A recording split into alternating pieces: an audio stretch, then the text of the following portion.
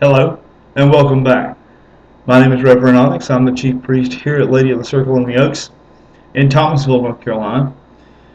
And I want to take a break from making the videos for the 5 Mystic Secrets to bring you a story that I feel led to retell.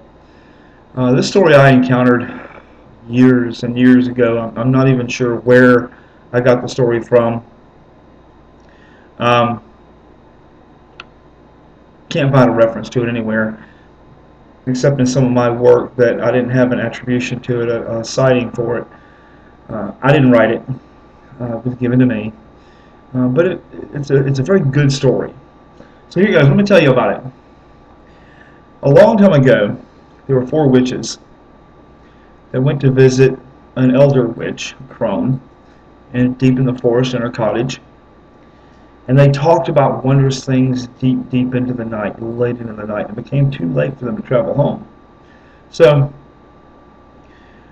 when they realized this, the elder witch, the crone, says, "Well, I'm sorry, dear sisters. I have to stay here tonight, but I've only got one bed. The rest of you will have to sleep on the floor." So what I'm going to do to decide on who gets the bed and who sleeps on the floor is I'm going to put a candle on the table there in the center of the room. I'm going to light it, and each of you are going to take a turn, and using the best magic that you can summon, put out the candle, put out the flame on the candle. And they're all agreed to that. Yeah, we can do that. That sounds fair. So she put the candle up, and first witch steps up. She thinks about it for a moment. She concentrates on the air, drawing in all the air, and the air just whips up into a frenzy, and just wind going everywhere, and it blows the candle out. The crone's like, that's pretty good. That's impressive. So she relights the candle. Second witch steps up to it to take her turn, and she focuses not on the air but on the flame.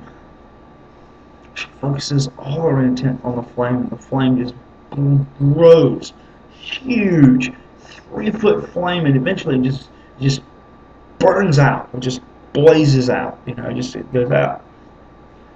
So the elder's like, yeah, that's pretty impressive too. So she gets another candle, puts it up there, lights the flame. Third witch steps up. She thinks about it for a moment. She focuses on the candle, the wax. She focuses all her intent on the wax. And soon the wax is boiling away and melting away. It's soon the flame gets drowned out. Which is the elder's like, that's pretty impressive. So she puts another candle back up, lights the flame, and the last witch steps up. And she happens to be the youngest, by the way, and she thinks about it for a minute. She thinks about, the first witch with the air, and the second witch with the flame, the third witch with the wax. She goes, how am I going to beat this? She thinks about it, and she goes, okay. She licks her fingers and thumb, reaches out, snuffs out the candle. The elder jumps with excitement. Yeah, that's it! That's the best one! That's the best magic! All the other 3 are like, what do you mean that's the best magic? She didn't do anything. She didn't do any magic. And the crone says, yeah, but think about it. Sometimes the best magic is simple, mundane effort. Something to think about. Something to think about next time you're poring over some arcane tome looking for a spell, or Googling spellcraft or whatever, or going into chat sites and asking pagans and witches and whoever happens to be there for a spell that will conjure this and conjure that for you. Sometimes all it takes is just a little mundane effort. Now, I'm Reverend Onyx. I'm the chief priest here at Lady of the Circle in the Oaks, and please comment as you will, share as you were led, and come by and see ladyofthecircle.webs.com.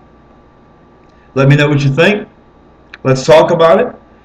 And like I always say, I don't want you to think like me. I just want you to think, and in all things, may you blessed be.